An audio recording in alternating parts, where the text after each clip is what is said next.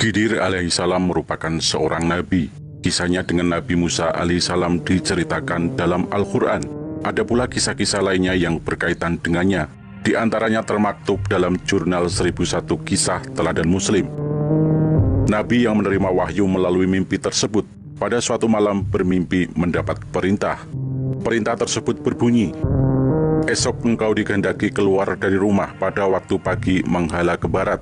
Begitu bunyi bait pertama kepada Nabi Khidir.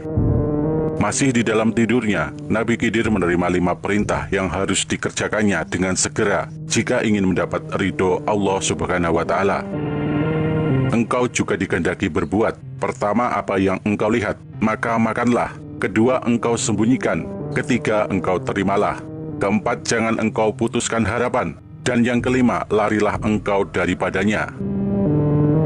Pada keesokan harinya, Nabi Khidir itu pun keluar dari rumahnya menuju ke barat. Baru beberapa kilo keluar dari rumahnya, Nabi Khidir dipertemukan dengan perintah pertama. Namun Nabi Khidir bingung karena yang diperintahkan pertama itu adalah memakannya, sementara yang ia temui adalah sebuah bukit. Karena kebingungan itu ia bergumam dalam hatinya, "Aku diperintahkan memakan pertama aku hadapi, tapi sungguh aneh, sesuatu yang mustahil yang tidak dapat dilaksanakan." Maka Nabi itu terus berjalan menuju ke bukit itu dengan hasrat untuk memakannya. Ketika ia menghampirinya, tiba-tiba bukit itu mengecilkan diri sehingga menjadi sebesar roti. Maka Nabi Khidir itu pun mengambilnya lalu disuapkan ke mulutnya. Bila ditelan terasa sungguh manis bagaikan madu, ia pun mengucapkan syukur. "Alhamdulillah, perintah pertama sudah aku kerjakan. Semoga Allah memudahkan pelajaran yang tersirat ini," katanya.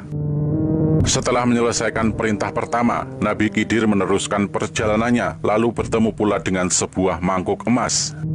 Ia teringat akan arahan mimpinya supaya disembunyikan. Untuk itu, ia bersegera menggali sebuah lubang, lalu ditanamkan mangkuk emas itu dan kemudian ia tinggalkan begitu saja. Setelah meninggalkan beberapa langkah, tiba-tiba mangkuk emas itu keluar seperti semula. Nabi itu pun menanamkannya kembali. Kejadian itu berulang-ulang hingga 3 kali berturut-turut. Maka berkatalah Nabi Khidir, "Aku telah melaksanakan perintahmu ya Allah." Lalu ia pun meneruskan perjalanannya. Anehnya, ia kembali mengalami peristiwa serupa. Tanpa disadari Nabi Khidir, mangkuk emas tersebut untuk kesekian kalinya keluar dari tempat yang ditanam. Namun Nabi Khidir kali ini tidak memperdulikannya. Ketika ia sedang berjalan, tiba-tiba ia melihat seekor burung elang sedang mengejar seekor burung kecil. Kemudian burung kecil yang terlihat kelelahan itu menghampiri Nabi Khidir dan berkata, "Wahai Nabi Allah, tolonglah aku," pintanya dengan napas tersengal-sengal.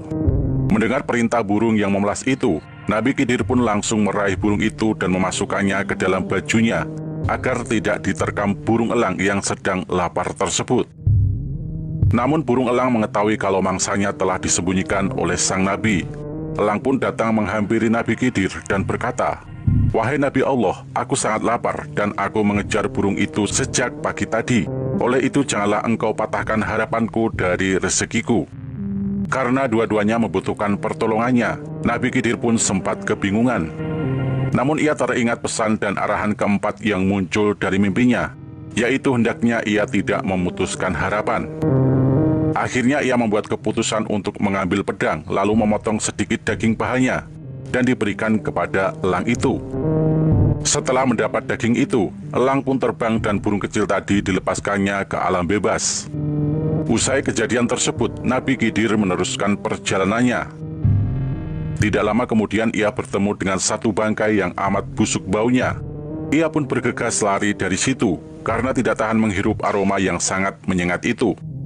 Setelah menemui kelima peristiwa tersebut, Nabi Khidir pulang ke rumahnya.